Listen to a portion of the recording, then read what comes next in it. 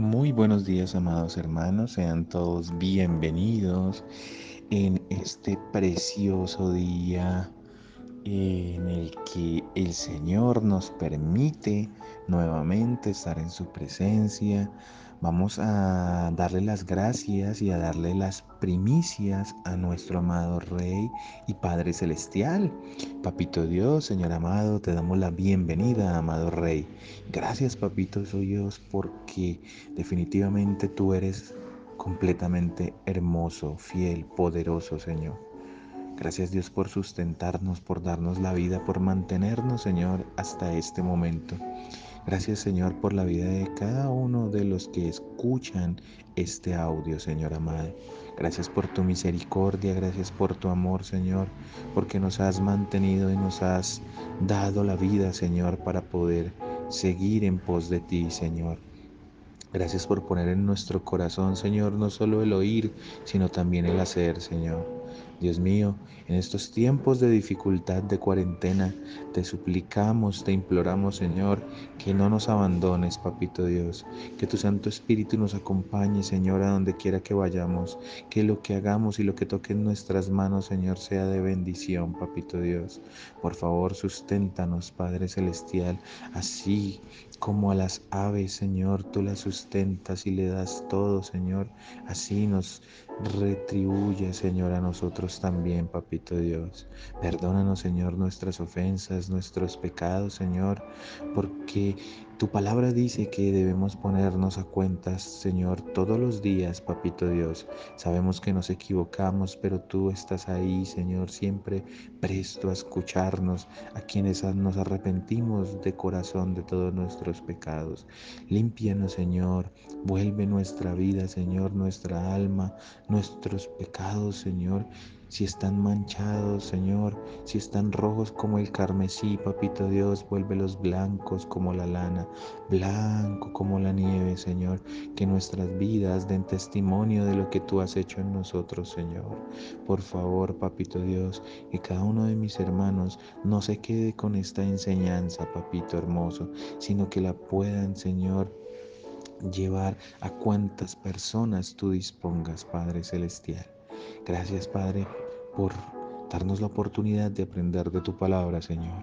Abre nuestro corazón, nuestro entendimiento, nuestro querer, Señor, para que podamos entender lo que tus escrituras dicen, Señor, no solamente para nuestro conocimiento, sino para aplicarlo y enseñarlo a los demás. En el nombre de Cristo Jesús, amén y amén. Bueno, amados hermanos, pues como siempre, la verdad es para mí un gozo poder llevar esta pequeña porción de la palabra, este humilde estudio de Dios, en donde Él pues nos permite aprender un poco más de su palabra. El día de hoy, amados hermanos, comenzamos el capítulo número 14 del Apocalipsis. Ya hemos estudiado pues más de la mitad de este hermoso libro. Hemos aprendido verdaderamente muchísimo porque el Señor es maravilloso. Y hoy vamos a tener un capítulo muy precioso. Vamos a ver un interludio entre lo que sucedió en el capítulo 13, que fue las dos bestias, el anticristo y el falso profeta, para darle paso a un acontecimiento muy hermoso y muy esperado por Dios y por los israelitas. Y este es un interludio porque precede lo que todavía falta por suceder respecto al Apocalipsis. Recordemos rápidamente que hemos venido estudiando los sellos, los 7 sellos. Nos encontramos actualmente en el séptimo sello, que este séptimo sello contiene 7 trompetas, que son también 7 juicios más duros que los anteriores 7 sellos. Estos 7 trompetas, como les dije, están dentro del séptimo sello y actualmente estamos en la séptima y última trompeta, donde se está desencadenando todo lo concerniente a la gran tribulación, a los últimos 3 años y medio. Hemos estudiado, ¿sí?, desde el capítulo 11, los dos testigos, a Moisés y Elías, cómo va a ser que ellos traigan la predicación del Evangelio, pero pues ya conocemos por el estudio que hemos hecho que las personas no lo van a escuchar, que el anticristo va a pelear contra ellos, pero que él va a ser, eh, digamos que, instrumento de Dios, el anticristo Satanás, para avergonzarse a sí mismo, porque pues sabemos que Dios siempre va a obtener la victoria. En el capítulo 12 hablamos sobre la mujer y el dragón. Aquí ya empezábamos a ver cómo Israel, ¿sí?, fue perseguida desde el inicio de la creación por Satanás. Y cómo Satanás siempre ha querido destruir a Israel porque de Israel viene el Mesías, nuestro amado Señor Jesús, como hombre. También aprendimos que Satanás, después de ser expulsado del cielo por el arcángel Miguel, este poderoso ángel de Dios, pues es expulsado y cae en la tierra. Al caer en la tierra un, como un rayo, dice la palabra, este este ángel caído, Satanás, pues toma posesión del cuerpo del anticristo y le entrega todo el poder y autoridad. Esa es la primer bestia, ¿cierto? Del capítulo 13, la que sube del mar, es la bestia que sube del abismo.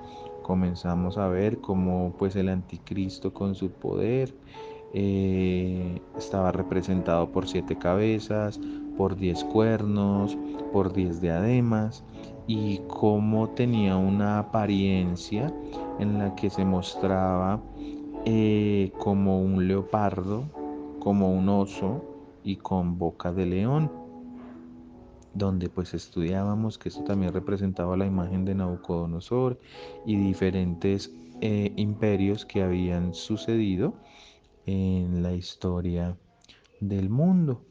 Vimos que pues el anticristo se le dio la autoridad para hacer guerra, para decir blasfemias, para matar a las personas, para tener el poder sobre todo el mundo. Y iba a tener el poder para doblegar al mundo porque iba a tener un aliado que es la segunda bestia. Y esa segunda bestia es el falso profeta. Veíamos que el falso profeta también era un hombre, al igual que el anticristo, ¿sí?, en donde se iba a encargar de unir todas las religiones, unir todo el ámbito político, ¿sí?, y religioso, para colocárselo en las manos al anticristo. El anticristo es un hombre político-militar. Entonces veíamos como esta segunda bestia que sube de la tierra, pues le ayudaba a cumplir todos los propósitos al anticristo. Tenía la cualidad de engañar, al igual que el anticristo, y se iba a enfocar en que todos los hombres de la tierra le rindan culto y adoración al anticristo. Esa es su finalidad, de tal manera que por medio de una imagen, esa imagen hablábamos que esa imagen iba a tener una apariencia como si estuviera viva, ¿sí? Intentando derrumbar la palabra de Dios, en el hecho en que ninguna imagen puede oír, puede hablar, puede escuchar, porque pues esta imagen iba a tener la apariencia de tener vida. Por eso todas las personas pues iban a adorar al anticristo por medio de la imagen, ¿sí?, que es una figura de él mismo. Y adicional a esto, el falso profeta iba a hacer que se le colocase la marca de la bestia a todo a toda persona que quisiera comprar, a toda persona que quisiera vender, o sea que iba a tener totalmente un aparato económico para ese momento. Recordábamos que en ese momento igual todas las personas iban a estar pasando unas dificultades muy terribles porque el juicio de Dios pues estaba siendo explícito en ese momento. Habían pasado los 7 sellos, las 7 trompetas, que eran juicios tanto a los hombres como a la naturaleza. Eso ya lo hemos estudiado. Entonces en ese momento el tema para poder alimentarse iba a ser muy complicado. Entonces la gente pues iba a terminar por aceptar la marca de la bestia para no morir básicamente de hambre, ni tampoco morir asesinados por el anticristo, porque eso es lo que va a suceder a quien no se deje colocar la marca de la bestia. Ahí nos da paso, amados hermanos, al cántico de los 144.000, que es el tema del día de hoy. Ese lo encontramos en el capítulo número 14. Y este es el interludio del que les estaba hablando. Ya después del cántico vamos a ver lo que se tiene que hacer por parte de Dios, porque Él va a mandar a unos ángeles. Pero ese ya es tema de nuestra siguiente enseñanza. El día de hoy vamos a aprender del versículo 1 del capítulo 14 al versículo 5, perdón, donde nos habla sobre el cántico de los 144.000. Y dice la palabra de Dios: Después miré, y he aquí el Cordero estaba en pie sobre el monte de Sión, y con él 144.000, que tenían el nombre de él y el de su padre escrito en la frente. Y oí una voz del cielo como estruendo de muchas aguas y como sonido de un gran trueno. Y la voz que oí era como de arpistas que tocaban sus arpas y cantaban un cántico nuevo delante del trono y delante de los 4 seres vivientes y de los ancianos. Y nadie podía aprender el cántico sino aquellos 144.000 que fueron redimidos de entre los de la tierra. Estos son los que no se contaminaron con mujeres, pues son vírgenes. Estos son los que siguen al Cordero por donde quiera que va. Estos fueron redimidos de entre los hombres como primicias para Dios y para el Cordero, y en sus bocas no fue hallada mentira, pues son sin mancha delante del trono de Dios. Amén. Bueno, amados hermanos, entonces verdaderamente este capítulo es muy hermoso, o esta parte, estos primeros 5 versículos, porque nos muestran el poderío del Señor y ya cómo se va acercando el momento del final, donde nuestro amado Señor Jesús pone sus pies nuevamente sobre la tierra. Es por eso que el primer versículo dice: Después miré, o sea, después de lo que había pasado con, con las 2 bestias, con el anticristo y con el falso profeta, y he aquí el Cordero estaba en pie sobre el monte de Sión. Miren, esa es la promesa más esperada por todos nosotros y sobre todo por los israelitas. ¿Por qué? Porque los israelitas, ellos todavía están esperando al Mesías. Ellos piensan que Cristo no ha venido, que Jesús fue un buen hombre, pero hasta ahí no más, que su rey no ha llegado. Entonces esperan con una ansia incontenible el momento en que llegue el Mesías. Pero es que estos 144.000 no es todo el pueblo judío. ¿Por qué? Porque estos 144.000 ya los hemos estudiado, y estos 144.000 hacen representación al remanente judío, ¿sí? Son los 12.000 que hay por cada tribu de Israel. Recordemos, son 12 tribus de Israel y por cada tribu se van a salvar 12.000. Entonces aquí aclaramos ciertas cosas. Lo primero es que el Cordero es el Señor Jesucristo. El monte de Sión, amados hermanos, es Jerusalén. Eso es lo que significa el monte de Sión. O sea que Cristo va a poner sus pies en Jerusalén. ¿Con quién va a venir él en ese momento? Con los 144.000 judíos remanentes, con los que él separó para restaurar a su pueblo. Y estos 144.000 se les selló con el Espíritu Santo y reconocieron a Cristo como el Mesías. Entonces aquí vemos la diferencia, ¿sí? Aquí vemos la diferencia con el resto de judíos, porque el resto de judíos van a estar engañados pensando en un inicio que el anticristo era el Mesías, pero ya después de ver todas esas maldades que el anticristo hizo, ¿sí? Pues van a darse cuenta que cometieron un gran error. Nosotros, como les decía, ya hemos hablado sobre estos 144.000. Nosotros hablamos en Apocalipsis capítulo 7 versículo 3. Nos decía la palabra: no hagáis daño a la tierra, ni al mar, ni a los árboles, hasta que hayamos sellado en sus frentes a los siervos de nuestro Dios.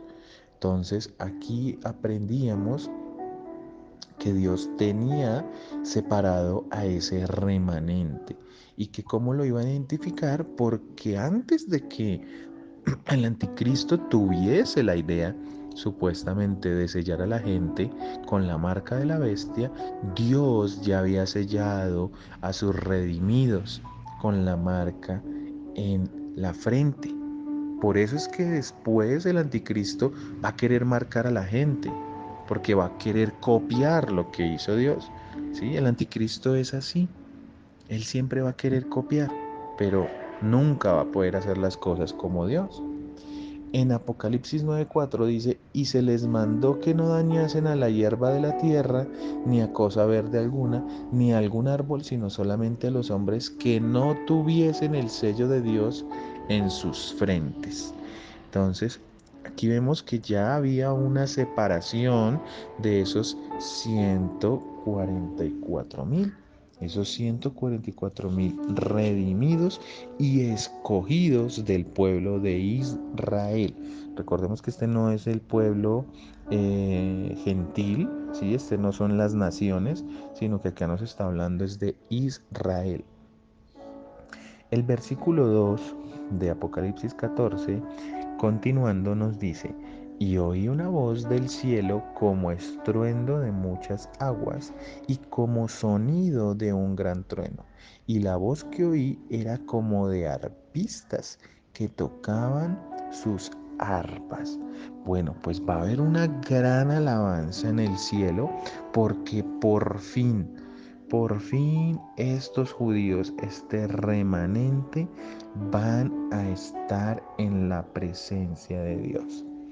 Y van a estar tan alegres, va a ser tal el regocijo, que dice la palabra que y cantaban un cántico, el versículo 3, cantaban un cántico nuevo delante del trono y delante de los cuatro seres vivientes y de los ancianos, y nadie podía aprender el cántico sino aquellos 144.000 que fueron redimidos de entre los de la tierra.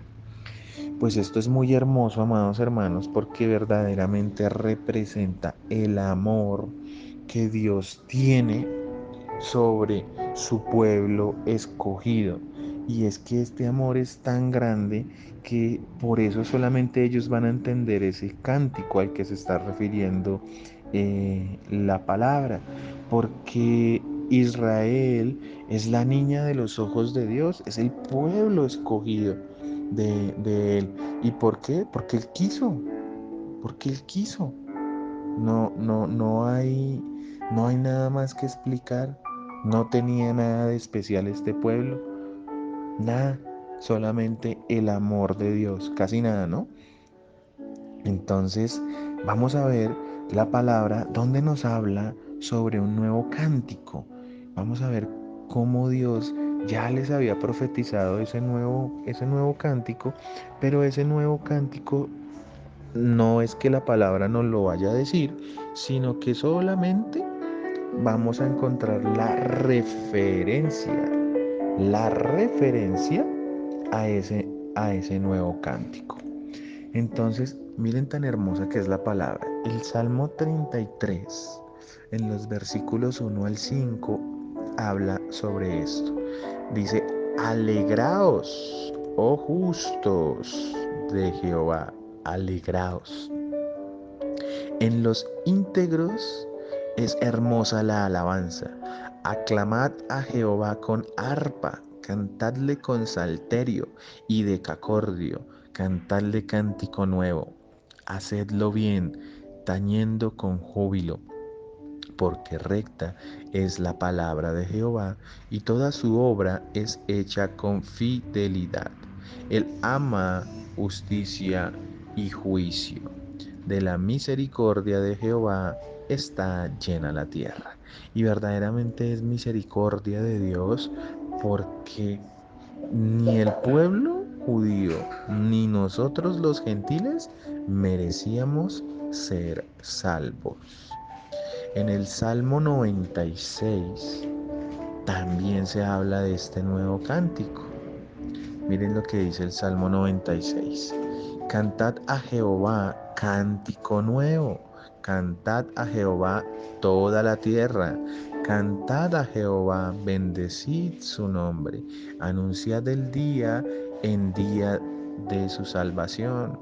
Proclamad entre las naciones su gloria, en todos los pueblos sus maravillas, porque grande es Jehová y digno de suprema alabanza, temible sobre todos los dioses, porque todos los dioses de los pueblos son ídolos, pero Jehová hizo los cielos, alabanza y magnificencia delante de él, poder y gloria en su santuario. Tributad a Jehová, oh familias de los pueblos, dad a Jehová la gloria y el poder, dad a Jehová la honra debida a su nombre, traed ofrendas y venid a sus atrios, adorad a Jehová en la hermosura de la santidad, temed delante de él toda la tierra, decid entre las naciones, Jehová reina, también afirmó el mundo, no será conmovido. Juzgará a los pueblos en justicia. Alégrense los cielos y gócese la tierra. Brame el mar y su plenitud. Regocíjese el campo y todo lo que en él está. Entonces todos los árboles del bosque rebosarán de contento delante de Jehová que vino, porque vino a juzgar la tierra. Juzgará al mundo con justicia y a los pueblos con su verdad. Aquí vemos esto verdaderamente es hermoso. Vemos cómo se reconoce a Dios como el Todopoderoso, cómo se reconoce que Jesús va a venir a juzgar con justicia, no como nosotros juzgamos los hombres, que juzgamos con malicia, no, Dios va a juzgar como es verdaderamente, con su poderoso trono, va a venir acá a instaurarlo y desde acá Él va a impartir justicia. Otro salmo que nos habla un poquito sobre esto, el Salmo 40, los primeros 3 versículos, dice, alabanza por la liberación divina. Pacientemente esperé a Jehová y se inclinó a mí y oyó mi clamor y me hizo sacar del pozo de la desesperación, del lodo cenagoso. Puso mis pies sobre peña y enderezó mis pasos. Puso luego en mi boca cántico nuevo, alabanza a nuestro Dios. Verán todo esto muchos y temerán y confiarán en Jehová. Miren acá cómo le habla al pueblo de Israel. Este es un salmo de David en donde eh, el pueblo le dice a Dios que le agradece por haberlo sacado de donde estaba, haberlo sacado de esa idolatría, de ese lago o de ese lodo cenagoso, ¿sí?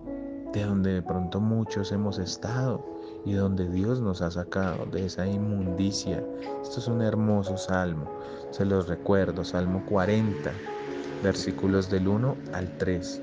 Y por último de esta parte vamos a leer el Salmo número 144, los versículos 10 al 12. Tú, el que da victoria a los reyes, el que rescata de maligna espada a David su siervo, rescátame y líbrame de la mano de los hombres extraños, cuya boca habla vanidad y cuya diestra es diestra de mentira. Sean nuestros hijos como plantas crecidas en su juventud, nuestras hijas como esquinas labradas, como las de un palacio. Hermoso. Hermoso cómo Dios se expresa por medio de su palabra, cómo Él nos manifiesta todo su completo amor hacia, hacia su creación. Y verdaderamente es un regocijo contar con la presencia de Dios y con la seguridad de que Él va a cumplir su palabra. Miren, el pueblo de Israel, a pesar de lo desobediente que fue, el pueblo de Israel siempre tuvo una promesa por parte de Dios y era que Él los iba a rescatar. Al remanente sí, a los que creyeran en Él. No todos van a creer, desafortunadamente, pero bueno, va a haber un remanente, lo que quiere decir que Dios cumple sus promesas, que Él no miente, que Él no es hombre para que mienta, ni hijo de hombre para que se arrepienta, que toda su palabra es verdad. Por eso Jesús dijo: yo soy el camino, la verdad y la vida. Y lo hemos visto al pasar de los tiempos. No importa que hoy nos encontremos en una tribulación como nos encontramos muchos, ¿no? Pasando por muchas dificultades, donde nos hemos visto afectados en nuestra economía, de pronto en nuestros hogares, de pronto varias relaciones se han deteriorado porque la convivencia no es fácil, es complicado, el estrés de pronto, el no tener cómo sustentar ciertas cosas que nosotros siempre hemos visto como importantes, pero verdaderamente estos ya casi 5 meses que llevamos de cuarentena, lo único que nos ha mostrado es la misericordia de Dios, porque a pesar de eso, así sea con un arrocito y un huevito o un agua panelita y un pancito, el Señor nos ha sustentado, nos ha permitido estar vivos. Y pues estas pruebas nosotros no las merecemos. Merecemos todo lo que nos sucede porque hemos sido desobedientes. Por eso Dios en esta cuarentena nos ha mandado a arrepentirnos, a buscar de corazón verdaderamente a Dios.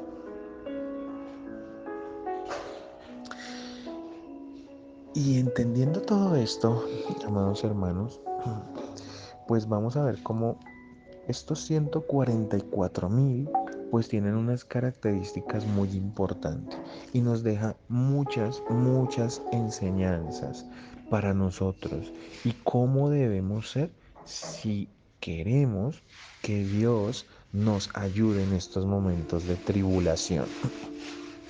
Lo primero es que los judíos, estos 144.000, van a tener que pasar por toda la tribulación. Recordemos que ellos al principio no quisieron aceptar al Señor, por eso tuvieron que pasar por todo el Apocalipsis. Pero al final el Señor los recompensó, como lo hemos venido viendo. Entonces, estos 144.000 resistieron al anticristo y a los pecados de la carne. ¿Mm? Importante que aprendamos eso, a resistir a la tentación. ¿Sí? Hace poco tuvimos una enseñanza sobre la tentación y la prueba. Muy importante mantenernos fuertes, fortalecidos con la fe puesta en Dios para poder superar esos momentos de dificultad. Miren lo que dice Efesios 5 del 1 al 9. Sed pues imitadores de Dios como hijos amados, y andad en amor como también Cristo nos amó y se entregó a sí mismo por nosotros, ofrenda, ofrenda y sacrificio a Dios en olor fragante. Pero fornicación y toda inmundicia o avaricia, ni aun se nombre entre vosotros como conviene a santos, ni palabras deshonestas, ni necedades, ni truhanerías que no convienen, sino antes bien acciones de gracias. Porque sabéis esto, que ningún fornicario o inmundo o avaro que es idólatra tiene herencia en el reino de Cristo y de Dios. Mire, acá nos está diciendo quién no va a entrar en el reino de Dios. ¿Sí?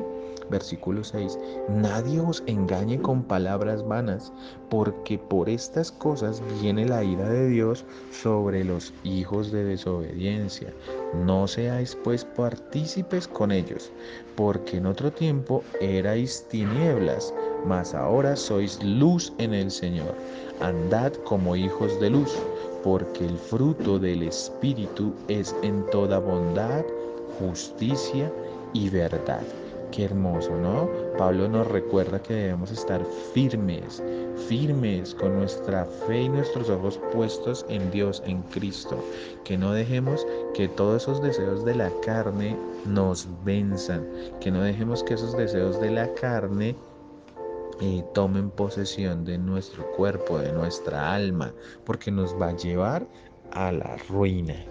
Bueno, entonces estos 144.000 resistieron al pecado, al anticristo y a la carne. Pero estos 144.000 también se mantuvieron puros y santos, sin mancha ante Dios.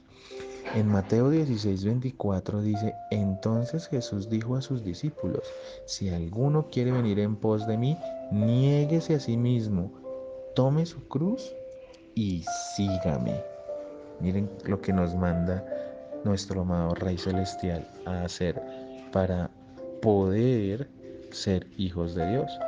Juan 10:27, mis ovejas oyen mi voz y yo las conozco y me siguen. Dios nos conoce a nosotros. Desde el inicio de la creación, Él nos ha llevado en su preciosa mente. Nos conoce de nombre, no porque le tocó, no, sino porque nos amó. Es por eso que estos 144.000 no cayeron en pecados sexuales. Estos 144.000 no van a caer en esos pecados tan terribles que es la fornicación, el adulterio, la laxivia, la pornografía, los pensamientos malignos. No, no, van a mantenerse puros y santos. ¿Sí?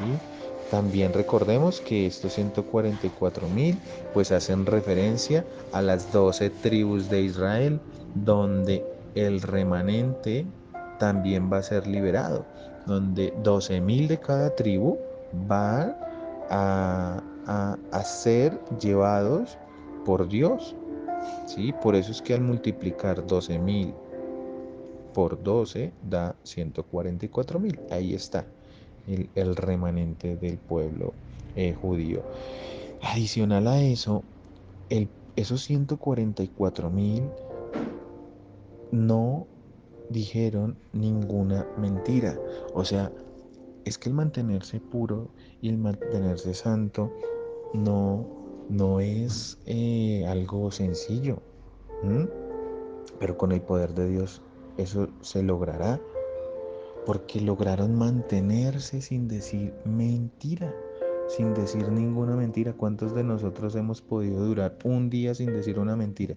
Así no sean las mentiras piadosas que nos escudamos, ¿no? En que porque son piadosas entonces dejan de ser mentira. No, mentira es mentira, se crea, sea pequeña o sea grande. Grande o chiquita es mentira. Y eso está mal y eso lo castiga la palabra. Pero, pero estos 144.000 se van a mantener alejados de las mentiras. Sofonías 3:13 dice, el remanente de Israel no hará injusticia ni dirá mentira, ni en boca de ellos se hallará lengua engañosa, porque ellos serán apacentados y dormirán, y no habrá quien los atemorice. Pues claro, cuando uno está con Dios, verdaderamente no le teme a nada, verdaderamente no hay quien pueda con nosotros, ¿sí? Eso dice la palabra, ¿sí? Cristo es quien nos fortalece. Cristo es nuestro pastor. Él nos apacienta como sus ovejitas, ¿sí? Y no deja que nadie se nos acerque para hacernos daño. Adicional a eso, siguen a Dios sin apegarse al mundo. Esto sí que es importante. Mire, el mundo trae una cantidad de cosas, pues ya que sabemos de dónde nos sacó Dios, pues sabemos muy bien el poder que tiene el mundo, ¿cierto? Para poder envolver a la gente y llevarlo a pecar. Pero estos 144.000 siguieron no al mundo, sino a Dios. La palabra dice, entonces Jesús mirándole, le amó y le dijo, una cosa te falta, anda, vende todo lo que tienes y dalo a los pobres, y tendrás tesoro en el cielo. Y ven, sígueme tomando tu cruz. Esta porción de la palabra es muy bonita porque es un muchacho, un hombre, que se le acerca a Dios diciéndole que él había cumplido toda la palabra, toda la ley, que le faltaba por hacer. Entonces, como Jesús conocía el corazón de esta persona, les recuerdo la cita Marcos 10, eh, entonces esta persona creyó que listo, que lo tenía todo, que o sea, el reino del cielo estaba abierto. Y Jesús vio que en su corazón había avaricia, por eso le dijo, ve y vende todo, porque esa persona que fue a buscarlo tenía mucha plata, tenía mucho dinero, muchas posesiones. ¿Sí? Entonces por eso Cristo le dijo, ve y vende todo y dalo a los pobres y eso te dará tesoro en el cielo. Pero ¿qué pasó? Que la persona se fue triste. ¿Por qué se fue triste? Porque estaba apegado al mundo. Y esa es la forma en que Dios nos confronta para que no nos apeguemos al mundo, porque nada nos vamos a poder llevar, absolutamente nada. Mientras que en el cielo sí lo vamos a tener todo. ¿Todo con quién? Con Cristo Jesús. Y lo último que el pueblo de Israel, de estos 144.000 redimidos, nos pueden dejar como enseñanza es que son primicias del pueblo de Israel. Entonces son apartados para un servicio especial. Recordemos que la palabra santo quiere decir apartado. ¿Y apartado para quién? Apartado para Dios. El libro de Romanos, el capítulo 11, nos habla muy específicamente sobre esto y sobre cómo el Señor ha apartado a sus hijos para que les sirvan a Dios. Nosotros venimos aquí a la tierra, amados hermanos, no es para hacer plata, ni tesoros, ni riquezas, sino para servirle a Dios, al Todopoderoso. Vamos a leer unos apartes de Romanos para terminar nuestra enseñanza del día de hoy. Dice el remanente de Israel, capítulo 11 del libro de Romanos. Versículo 1. Digo pues, ¿ha desechado Dios a su pueblo? En ninguna manera, porque también yo soy israelita, habla Pablo, de la descendencia de Abraham, de la tribu de Benjamín. No ha desechado Dios a su pueblo, al cual desde antes conoció. ¿O no sabéis que ¿qué dice de Elías la escritura? ¿Cómo invoca a Dios contra Israel diciendo, Señor, a tus profetas han dado muerte y tus altares han derribado y solo yo he quedado y procuran matarme? Pero ¿qué le dice la divina respuesta? O sea, ¿qué le dijo Dios diciéndole a Elías? Elías le estaba diciendo a Dios, Señor, me quieren matar y yo soy el último de tus profetas. Eso es lo que le estaba diciendo Elías en esa porción de la escritura que está citando Pablo. Pero Dios le responde, me he reservado 7.000 hombres que no han doblado la rodilla delante de Baal. Baal era un dios pagano. Entonces aquí le está diciendo Dios a Elías, tranquilo, yo tengo siempre un remanente. Ese es el remanente del que está hablando Pablo. El versículo 5 dice, así también aún en este tiempo ha quedado un remanente escogido por gracia. Amados hermanos, tú y yo somos el remanente escogido por Dios. Aparte del pueblo judío, Él nos apartó por gracia para Él, para su obra, para que compartamos, para que estemos en la cena, en ese banquete que Él va a dar en el cielo. Y dice el versículo 6, y si por gracia ya no es por obras, no por obras, esto es muy importante, de otra manera la gracia ya no es gracia. Y si por obras ya no es gracia, de otra manera la obra ya no es obra. Está diciendo que nosotros somos salvos por gracia, no por obras. O sea que nada de lo que hagamos nos va a poder salvar. Nada de lo que haga el hombre por sí mismo va a poder llevarlo a salvación. Solamente la gracia de Dios, la misericordia de Él. Versículo 7. Que pues lo que buscaba Israel no lo ha alcanzado, pero los escogidos sí lo han alcanzado y los demás fueron endurecidos. Básicamente, pues el Señor está diciéndonos que su pueblo siempre ha sido llamado a salvación. Desafortunadamente el pueblo de Israel ha sido desobediente, pero nosotros no tendríamos ningún derecho a juzgarlos porque nosotros también lo fuimos. Lo que pasa es que después de que nosotros recibimos a Cristo en nuestro corazón, ahí sí ya tenemos la autoridad para decirle a los demás, oiga, sálganse de donde está porque están condenados a muerte. ¿Sí? Muchas personas dicen, es que ustedes los cristianos condenan todo. No, no es que condenemos todo, es que ya sabemos de dónde nos sacó Cristo. Y ya sabemos que ese camino que están llevando los otros los va a llevar a perdición y a una condenación eterna, que es muy diferente. Miren lo que dice el versículo 11 del mismo capítulo. Ya no habla sobre los israelitas, sino habla sobre la salvación de los gentiles, o sea, sobre ti y sobre mí, amado hermano. Dice el versículo 11, digo pues, ¿han tropezado los de Israel para que callasen? En ninguna manera, pero por su transgresión vino la salvación a los gentiles, o sea, gracias a que los israelitas no recibieron a Cristo, es que nosotros somos salvos. ¿Cómo la ve? ¿Mm?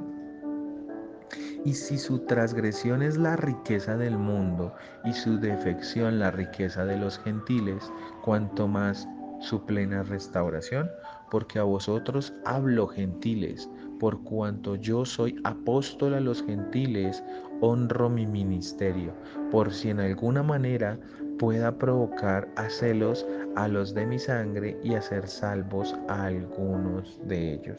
¿Qué está diciendo Pablo? Le está escribiendo a los gentiles de que verdaderamente Dios nos va a salvar, que no solamente a su pueblo, sino que por misericordia a los demás, aún no siendo partícipes de ese pueblo escogido, Él nos va a salvar. Sí, eso somos tú y yo, amado hermano, un remanente, una porción de la tierra escogida de Dios para estar con Él en su presencia. Es por eso, amado hermano, que este capítulo y esta porción es tan hermosa, porque es la promesa cumplida, cumplida de que Dios tiene un propósito hermoso por cada uno de nosotros, que verdaderamente Él no nos va a dejar solitos, que Él pone todo su amor para con nosotros. No nos desviemos del camino, amado hermano. Si estás pasando tribulación, dificultad, no pienses que la opción es dejar todo, echar todo a la borda, no. Vamos, órale, vamos a pedirle al Señor que nos dé las fuerzas necesarias para continuar. Vamos a pedirle al Señor que quite de nuestra mente esa tentación, que no nos deje caer, que no nos permita derrumbarnos frente a la prueba. Papito Dios, Señor, te damos gracias, Padre Celestial, por esta enseñanza que nos has traído, Señor. Espero, Señor, y te pido con misericordia y clamo a ti para que cada uno de mis hermanos y de quienes escuchan esta palabra, entendamos, Señor, que tú tienes un propósito con nosotros, que la prueba tiene un propósito, fortalecernos, Señor, hacernos más fuertes para poder estar cerca de ti, Señor, que la fe tiene que ser probada, Señor, así como es probado el oro, Señor. Debe ser probado con fuego, papito, para saber que verdaderamente es fe, Señor. Es difícil, no es fácil llevar todas estas situaciones, Señor, todas estas dolencias, pero las ponemos en tus manos, Señor, para que seas tú, papito Dios, dándonos el descanso, Señor, la tranquilidad y la paz que solamente puede venir de ti, Señor. Que todos los problemas y dificultades de mis hermanos, Señor, sean llevados ante ti, Padre Celestial, y que seas tú quien dé el descanso necesario. Ayúdanos a no caer en la tentación, Señor. Ayúdanos a soportar la prueba, a gozarnos en la prueba, en aprender en que el camino es el único modo de ser fortalecidos y de incrementar nuestra fe. Gracias, Papito Dios, por este momento. Bendigo a mis hermanos, bendigo, Señor, sus trabajos. Pido y oro por quienes no tienen empleo, para que en tu misericordia, Señor, lo hallen, Papito Dios, para sustentar a sus casas. En el nombre de Cristo Jesús, los bendigo. Amén y amén.